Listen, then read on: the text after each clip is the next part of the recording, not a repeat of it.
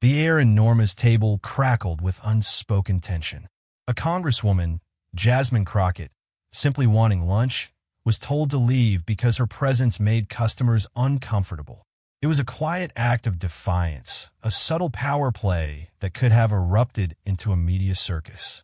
But instead, Jasmine chose a different path, one that would ripple far beyond the walls of that small-town diner, proving that true influence isn't about shouting, but about the quiet strength to uplift others. The manager told her to leave because her presence made customers uncomfortable. But instead of fighting back, Jasmine Crockett quietly did something no one saw coming. Jasmine Crockett didn't need much, just a quiet corner, a sweet tea, and maybe something warm off the grill. She had been driving for nearly 4 hours, zigzagging between small-town meetings, shaking hands, listening to people's stories, half of whom didn't even vote for her, and the other half only recognized her from a single, fiery clip they saw online. It was a Wednesday afternoon in Sulphur Springs, Texas. The sky was flat and heavy with late summer heat. The driver had offered to swing through a chain spot off the highway, but Jasmine said no. She wanted something local, real, the kind of place where the cornbread was baked in cast iron and the waitress called you honey, whether she meant it or not. They pulled up outside a place called Norma's Table, a squat building with a faded sign and a front porch that sagged a little in the middle. It looked like it had been there since the 70s, the kind of place where everyone knew everyone and where strangers always got a second glance. Inside, it smelled like fried okra and lemon meringue. A couple of older men sat near the window, arguing over college football. A woman in scrubs was paying her bill at the counter. Jasmine took off her sunglasses and walked in with a warm smile. No entourage, no fanfare, just a woman grabbing lunch. She chose a booth near the back, away from the chatter, and pulled out her phone to answer emails. The waitress, maybe 19 or 20, with tired eyes and bitten nails, came over with a notepad. "What can I get you to drink?"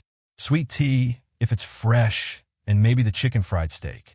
The girl wrote it down, gave a quick smile, and left without much else. Jasmine appreciated that. No one asked for a selfie. No one whispered, just peace, at least for the first few minutes. It started with a pair of whispers from the counter. Then the waitress walked past twice without making eye contact. When Jasmine looked up again, she caught the gaze of a man standing behind the register. He wasn't dressed like the rest. Pressed shirt, no apron, middle-aged, pale, narrow stare. He came around the counter, wiping his hands on a rag he didn't need. "You Congresswoman Crockett?" Jasmine looked up, setting her phone down. "That's me." He didn't smile. "Mind if I speak with you for a moment?" "Sure." He stepped closer, lowering his voice just enough to keep the conversation awkward for the rest of the diners.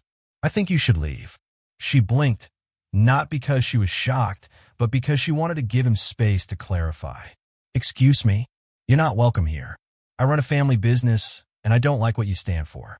A few of my customers already said they're uncomfortable with you here." Jasmine stayed still. "I'm just having lunch, and I'm just asking you to go before things get tense." She looked around. Some patrons avoided her eyes. A few were listening openly now, phones half out, pretending not to film. The waitress stood frozen by the soda machine, eyes wide. "Sir," Jasmine said calmly, "I haven't raised my voice. I haven't said a word about politics. I haven't done anything except order food. You being here is enough." The room was too quiet. The football talk had stopped. The clink of forks and knives had stopped. Only the hum of the ceiling fan filled the air. Jasmine could have raised her voice. She could have started quoting laws, bringing up discrimination. She could have made a scene, and part of her knew it would have been justified. But that's not how she wanted to play it. Instead, she took a breath, slowly reached into her handbag. Not for keys, not for her wallet, for her phone. She tapped record. "Hi," she said, looking directly into the lens. "My name is Jasmine Crockett. I'm a congresswoman. I just came in to have lunch at this local diner, Norma's Table, here in Sulphur Springs. I was told by the manager that I need to leave, not because I did anything wrong, not because I was loud or disrespectful, but because of who I am." Her voice was calm, no bitterness, no panic, just facts. Behind her, the manager shifted uncomfortably. "And if you're wondering if I caused a scene, I didn't. I ordered sweet tea and chicken fried steak. That's all. And this is the America I'm in today." She ended the recording, slid the phone back into her bag. Then she looked at the manager. "You sure that's how you want to leave it?" He didn't respond, just turned and walked back to the counter, muttering something Jasmine couldn't hear. She stood, not because she had to, but because she was done. But what happened next caught everyone by surprise. Jasmine didn't storm out. She didn't even flinch. She adjusted her blazer, grabbed her purse, and stepped away from the booth, but not toward the exit. Instead, she walked 2 steps closer to the counter, where the manager had gone to hide behind his register. A few heads turned. Phones were out now, not blatantly, just enough to catch whatever might come next. "Sir," she said, her voice calm but direct, "if I'm leaving your place, I'd like you to say it again, plain and clear, right here, right now." The man looked up, startled. He hadn't expected her to follow him. His face turned a shade redder. "I already said it. I know, but I'd like you to repeat it because I don't want there to be confusion later about what this moment really was." He hesitated, then crossed his arms, like he needed to defend something invisible. "You were asked to leave because this is a private business, and I don't support people like you coming in here and making folks uncomfortable." "People like me?" Jasmine raised an eyebrow. "You know what I mean. You push division. You stir up trouble. You bring chaos." The room was still, except for a man near the window who quietly folded his newspaper and muttered, "Jesus Christ." Jasmine held her ground. "I came in here to eat. I didn't ask anyone what they believed. I didn't wear a campaign pin. I didn't bring cameras. But you made a decision. You told me I don't belong. You told me your customers are scared because I walked in." Her voice never wavered. It wasn't a performance. It was lived in, tired maybe, but strong. "I don't think they're scared. I think you are." That stung. The man shifted his stance, jaw twitching behind the counter. The young waitress who had taken Jasmine's order stood frozen. Her eyes didn't leave Jasmine. Her fingers fidgeted with her apron, like she didn't know what to do with her hands. "I've got nothing to be scared of," he mumbled. "Then you should have let me eat in peace." There was a beat of silence.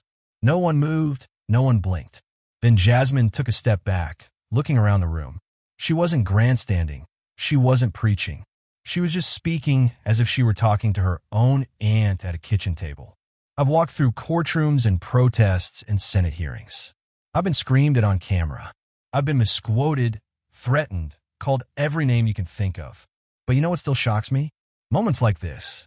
Quiet moments, small ones, the ones that don't make the news, where the only thing I've done is sit down, breathe, and be seen. And somehow, that's enough to get me kicked out of a restaurant in 2025. She gave one last look to the room. Some people looked down, some nodded just barely. And then she turned, no fanfare, no final word, and walked toward the door. But as she reached the exit, a voice broke the silence. "I'm sorry."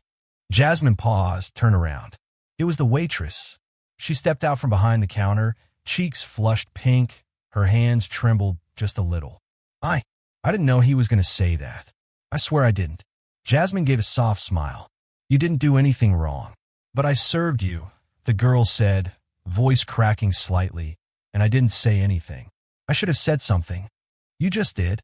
The manager scoffed, muttering something under his breath. Jasmine ignored him. She kept her eyes on the girl. "What's your name?" "Riley." "Well, Riley, I appreciate you being brave enough to speak now. That means something."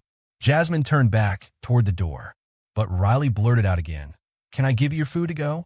"It's done. It's already ready." I'll pay for it myself." Jasmine hesitated. That simple offer hit different. It wasn't just about food. It was about trying to undo something that had just happened in front of a dozen people too afraid to speak up. She nodded slowly. "If you're sure." "I am." Riley darted to the back and returned with a brown paper bag folded at the top. She held it out like it was more than just a lunch order, like it was her own way of making peace. Jasmine took it gently, held her gaze a moment longer. "Thank you, Riley." She opened the door, the bell above it ringing softly as she stepped out into the sun. But instead of walking away, she turned and looked toward the side of the building. Something or someone had caught her eye. The side of the building was narrow, shaded by a crooked gutter and a rusted-out Coke machine that hadn't worked in years.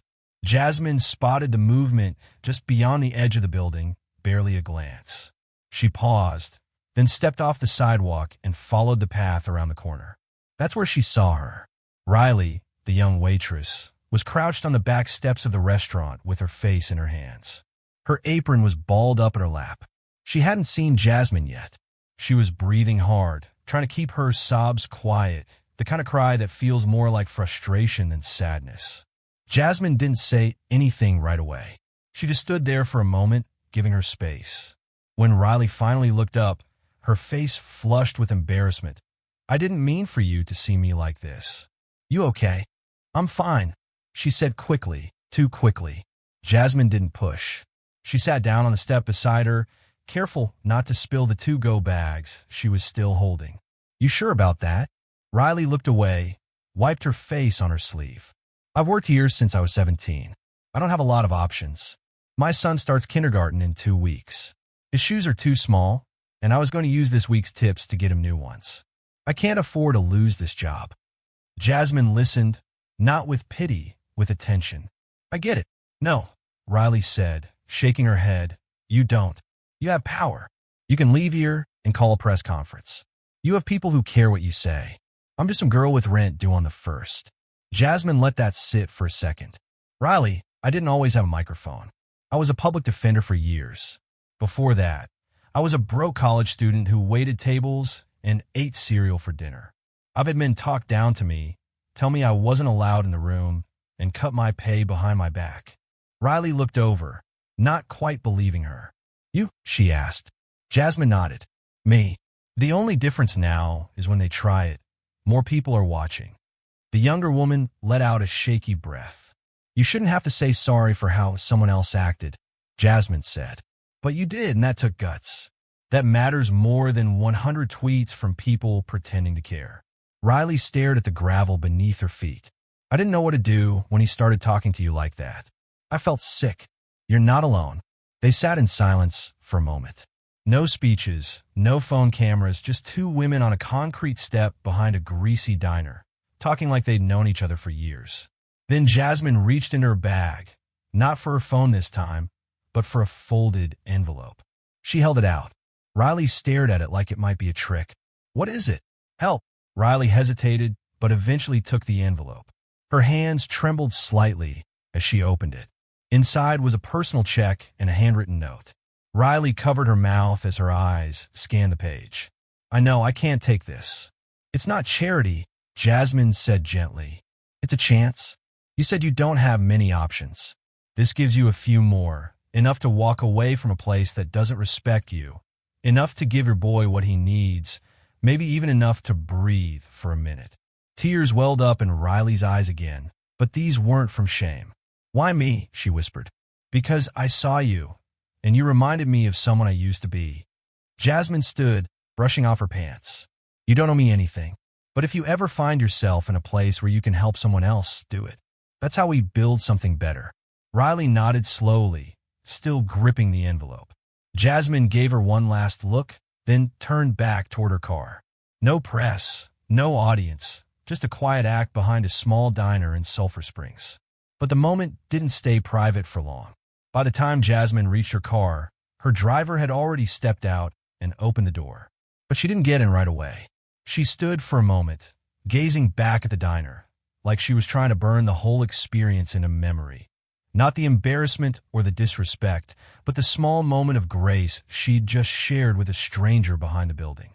She didn't say a word to her driver, just handed him the food bag, climbed in, and asked him to drive to the next stop, some community center 30 miles out. On the ride, she scrolled through her phone quietly, rewatching the short video she'd recorded inside Norma's table. Her voice was calm, steady. She hadn't realized how powerful it sounded until she saw it through someone else's lens. She posted it with a short caption, "Asked to leave a restaurant today for simply existing. Not the first time. Probably won't be the last. Here's what happened." And that was it. No hashtags, no tagging, just the moment, raw and real. She set the phone down, no expectation, no plan. But by the time she arrived at the community center, The video had been reposted over 3,000 times. People weren't just reacting to the injustice. They were struck by her composure, her clarity. And then, slowly, other videos started surfacing. Footage from inside the diner, the brief back and forth with the manager, snippets of Riley handing Jasmine the to-go bag, a few blurry seconds of Jasmine walking around the side of the building. People want to know what happened after that. They didn't have to wait long. The next morning, Riley posted a photo on her personal Facebook page. It showed her holding her son's tiny backpack, standing on her porch, smiling through tears. She wrote, "Yesterday, I met someone I'll never forget. I watched her get kicked out of my workplace for being who she is. I didn't speak up at first. I was scared, but she still treated me with more kindness than I deserved. She gave me a way out, and now I'm taking it. I quit today, and I'm enrolling in community college next month. My son's going to see his mama do better." The post exploded. People across the country began commenting, not just with encouragement, but with offers, childcare, scholarships, a laptop. Someone from a local nonprofit in Dallas said they'd cover her tuition for the next 2 semesters. Another woman offered to mail new shoes for Riley's son. And still, Jasmine hadn't said a word since posting the video. She could have gone on the news. She could have held a press conference. She didn't. She just let the moment live where it belonged, in the hands of people who felt it. Meanwhile, things got complicated for the diner. Norma's table wasn't ready for the wave that hit them. The restaurant's Yelp page was flooded with angry reviews. Local media caught wind and parked outside for hours, hoping to get a comment from the manager. He refused. Eventually, Norma herself, a silver-haired woman in her 70s, issued a brief statement. She said the manager was her nephew, that she was deeply sorry for what happened, and that the diner would be reviewing its policies. But Jasmine didn't take a victory lap. When a journalist asked her if she wanted the place shut down, she said, "I don't want retribution. I want reflection." That was it. The comment got quoted everywhere. It was exactly the kind of line that landed in headlines. But for her, it wasn't a punchline. It was a truth. Because Jasmine knew what it meant to be reduced to an image, to be hated by people who never shook your hand, never heard your voice, never saw your work. She also knew that grace was louder than anger, if you let it speak long enough. And back in Sulphur Springs, as the chaos settled, one thing became clear. Riley's life had changed. Not because of politics, not because of fame, but because someone saw her when no one else did. But there was still one more twist to come. By Friday morning, Jasmine's name was trending in 3 states. But the story that caught fire wasn't about her being kicked out. That was just the spark. What made it spread like wildfire was everything that happened after. The waitress, the envelope, the quiet moment on the back steps. No big speeches, no press briefs, just raw human truth. The video Riley posted about quitting her job was picked up by national outlets. Morning news anchors debated whether Jasmine had handled it gracefully or strategically. But the public didn't care about sound bites. They saw something that felt real, the kind of moment people rarely get to witness, especially involving politicians. And then came the bigger ripple. A local teacher named Ms. Terrell in Commerce, Texas, posted a message on Twitter. One of my former students, Riley, just stood up and walked out of the job that's been draining her for 3 years. I watched her hustle through high school while raising a newborn. She was always stronger than she gave herself credit for. Now she finally sees it too. Thank you, Jasmine Crockett. Within hours, Riley had an inbox full of messages from people offering jobs. Some were from nonprofits, others from restaurant owners who wanted to hire her, not as a waitress, but in management training. Even a community college in Tyler invited her to speak to incoming students. Meanwhile, Jasmine remained quiet. She hadn't tweeted anything else, hadn't gone on any talk shows, until a reporter from a small newspaper in East Texas, the Wood County Sentinel, managed to catch her outside a town hall meeting and asked the question that had been bouncing around online for days. "Why didn't you speak up more about what happened at the diner?" Jasmine smiled softly. Because the point was never me. The point was how people respond when no one's watching. Riley didn't know anyone would hear her story. She still spoke up. That's the part that matters. The reporter published a quote in a short piece that ended up being shared more than any national article that week. And then came the part no one expected. On Monday morning, Riley posted a photo from inside a newly painted office. A desk, a computer, a corkboard already half full with class schedules and sticky notes. Her caption was simple. First day working at Hope Path, a nonprofit that helps single moms restart their careers. Jasmine connected me with them last week. This is just the beginning. People didn't just comment, they got emotional. Men and women from across the country wrote about being moved by the courage it took for a young mother to walk away from what she knew, even when it was all she had. In Dallas, a local women's organization launched a scholarship fund in Riley's name. By the end of the week, they'd raised over $18,000. And still, Jasmine kept her spotlight dim. When a national outlet requested a sit-down interview, her team responded with a short note. She appreciates the interest but respectfully declines. She believes the story told itself. That didn't sit well with every pundit. Some accused her of using the moment for clout, even though she hadn't asked for a dime of credit. Others twisted the story into a culture war talking point. But those voices got quieter as the public response grew louder and kinder. It wasn't just about a congresswoman or a diner anymore. It was about people remembering what it looks like when dignity meets decency. And in the background of it all, Riley's life was changing in small but meaningful ways. Her son got his new shoes. Her fridge stayed full. She bought a used car that didn't stall at red lights.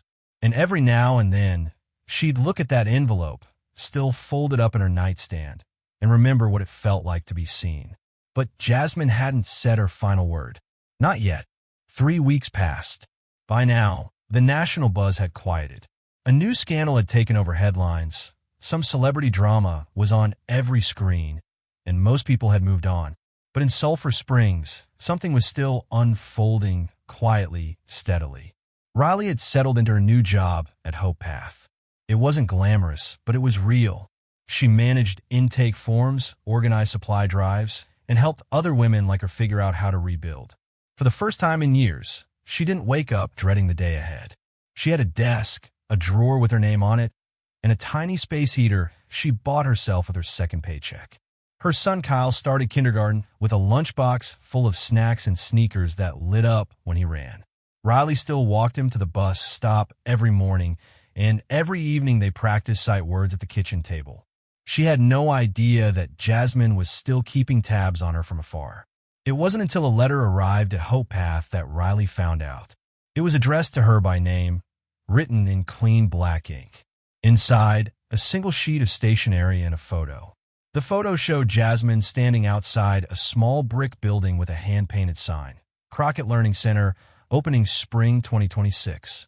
The note was handwritten. Riley, you reminded me why I do this. This center is for women like you. It'll offer free childcare, job placement services, and community education in small towns across Texas. You're not just the reason I stayed calm in that moment. You're the reason I decided to make this permanent. You helped spark this. Stay steady. Stay proud. Jasmine. Riley read it 3 times before setting it down. Then she cried quietly, the kind that doesn't ache, just lets something out that's been held in too long. She never posted about it. She didn't think she had to. But word spread anyway. Someone from Jasmine's staff confirmed the Learning Center was already under construction in Navarro County, funded partly by private donations and partly from a new education initiative Jasmine had been quietly pushing through Congress. It was built for women with limited access, mothers in rural areas, people stuck in jobs they couldn't leave, the invisible workers who held entire towns together without anyone noticing. The same kind of woman Riley had been. That's when Jasmine finally spoke publicly again. She gave a short speech at a town hall in Denton. Nothing flashy, just a few words to a crowd of about 60 people. But someone recorded it from the back row, and that clip made its way online by nightfall. In it, she said, "What happened at that diner didn't make me angry. Not really. What stuck with me was how quickly someone tried to make me small, and how someone else, someone with way more to lose, decided to do the opposite. Riley didn't have power, but she had courage. That matters more. So no, I didn't want to turn it into a media moment. I wanted to turn it into something real." That clip didn't trend like the first one had, but the people who saw it really saw it, didn't forget it. And neither did Riley. She kept Jasmine's note folded in the back of her journal. Some days, when the work felt heavy or she doubted herself, she'd open it again and read those words. You helped spark this. She didn't see herself as a symbol. She still hated being in the spotlight. But now, when a young woman walked into Hope Path with a tired face and 2 kids hanging off her hips, Riley could say without blinking, I've been there too. Because she had. She knew the ache of staying quiet. She also knew the power of finally speaking up. And maybe that was the greatest part of it all. Not that someone powerful helped her, but that she realized her voice had always mattered, even before the world started listening. And maybe, just maybe, that's how real change begins. It would have been easy for Jasmine to move on. In her world, moments like the one at Norma's table happened more often than people realized. Disrespect in quiet tones, power plays behind a smile, subtle digs wrapped in false courtesy. Sometimes they were shouted, sometimes whispered, but always they came with the same message. You don't belong here. But that afternoon in Sulphur Springs didn't vanish from Jasmine's mind. Not because it was the worst thing that had ever happened to her. It wasn't, not even close. It stayed with her because of Riley, because of what happened when no cameras were around, because of the reminder that power wasn't always about volume. It was about choices. A few months later, Jasmine spoke at a university in San Marcos. The room was filled with students, some eager, some skeptical. The moderator asked her to reflect on what happened that day at the diner and why she never made a bigger media moment out of it. She answered slowly, because not everything needs a spotlight to matter. Some stories' change lives in silence. And she paused and looked around the room. People ask what I did next, but the better question is what she did next. Riley walked out of that job with no savings and no guarantees. She still showed up for herself. And now, every woman who walks into that learning center will feel the weight of her courage, even if they never know her name. A hand went up in the audience. A student, quiet voice, unsure, asked, do you think it made a real difference? Jasmine didn't hesitate. Absolutely. Not because it changed the world overnight, but because it changed her world. And once you change one, you never know how far that echo travels. The room went still for a moment. And then came the questions, not about policies, not about elections, but about decency, about what it looks like to do something kind when nobody's watching, about the moments that don't go viral. Back in Sulphur Springs, Norma's table stayed open, but different. The manager who asked Jasmine to leave quietly stepped down a month after the story broke. No statement, no goodbye post. Norma herself took over day-to-day operations, and for the first time in years, she changed the menu, added new items, hired a new staff. The restaurant slowly earned back the trust of the community, not through grand apologies, but through consistency, respect, and small things done right. As for Jasmine, she never returned to that diner. She didn't need to. The real story didn't end there. It lived on in the learning center, in Riley's new job, in a little boy who no longer went to bed hearing his mother cry in the next room, in quiet choices that spoke louder than any microphone. And for everyone watching, those who cheered, those who doubted, it offered something worth holding on to, a lesson that grace isn't weakness, that standing tall doesn't always mean shouting, that real power lives in how you treat people when the world's not looking. If you're still watching this video, maybe you've been Riley. Maybe you've been Jasmine. Maybe you've even been the person behind the counter who stayed silent too long. But wherever you are in that story, there's still time to make a better choice. You don't need a title to change someone's day. You don't need a platform to lift someone else up. And if this story reminded you of something true, something you believe in, don't let it stop here. If you think stories like this matter, take a second to subscribe. Because the world doesn't need louder voices. It needs better ones. The story of Jasmine and Riley wasn't just a fleeting news cycle. It was a testament to the enduring power of human connection, a reminder that even in the face of blatant disrespect, grace can be a catalyst for profound change. It illustrated that true leadership lies not in wielding power, but in empowering others to find their own. Jasmine's actions, from the quiet dignity she displayed in the diner to the creation of the Learning Center, were a masterclass in turning a moment of injustice into a lasting legacy of hope. It was a powerful reminder that our choices, even the small ones, can have a ripple effect, transforming lives and communities in ways we may never fully realize. And perhaps most importantly, it underscored the enduring truth that the most impactful stories are those that remind us of our shared humanity and the extraordinary potential that lies within each of us to make a difference.